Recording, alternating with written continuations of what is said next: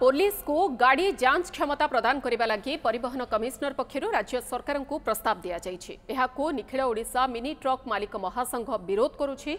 एने महासंघ पक्षर राज्य सरकार दृष्टि आकर्षण किंतु सरकार जदि प्रस्ताव को प्रत्याख्यान करती तेबे राज्यव्यापी चक्का बंद आंदोलन कराजिबो बोली मालिक महासंघ चेतावनी देछि। महासंघर सभापति कहिसंती अतीत में पुलिस विभाग को गाड़ी जांचर क्षमता देवा लगी अनेक थर प्रयास करा जाइथिला, हेले परवर्ती समय रे ताहा विफल होइथिला। पुलिस विभाग प्राथमिक दायित्व हेउछि आईन श्रृंखला रक्षा करिबा। जानवाहन जांच करिबा लगी स्वतंत्र भावे परिवहन विभाग अछि। एपरि स्थले पुलिस को जांच क्षमता प्रदान कराजिबा लगी प्रस्ताव दिया जिबा केते दूर यथार्थ ताहा राज्य सरकार विचार करिबा उचित बोली महासंघ कहिछि।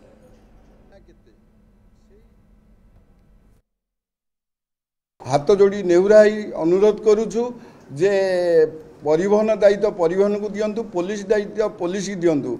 यापर जदि से आम कथा को अवहेला करेंगे, जदि हे ज्ञान करेंगे, खाली ये निखिल ओडिशा 30 जिला संघ नहीं, बस संघ, ट्रक संघ, ऑटो संघ, टैक्सी संघ आम एकजुट होइछु, आम कथा होइछु, सरकार को जणई दउछु आगामी दिन में आम राजरास्ता को न ओह्लाऊ। आ जदि राजरास्ता को ओह्लैबे चक बंद हेले कौन ओडिशावासी असुविधा हे से निजे जानवे। सरकार जो नीति प्रणयन कर प्रत्याहार करूँ, जेझा दायित्व जेझा तुलेवाई आम नवेदन करूँ संघ तरफ। आगामी दिन में जदि सरकार आपको परिवर्तन न करती निश्चित भाव आम आईन श्रृंखला परिस्थिति निश्चित से सम्मुखीन हे सरकार। आम निश्चित भाव राजरास्ता को ओह्लैबू।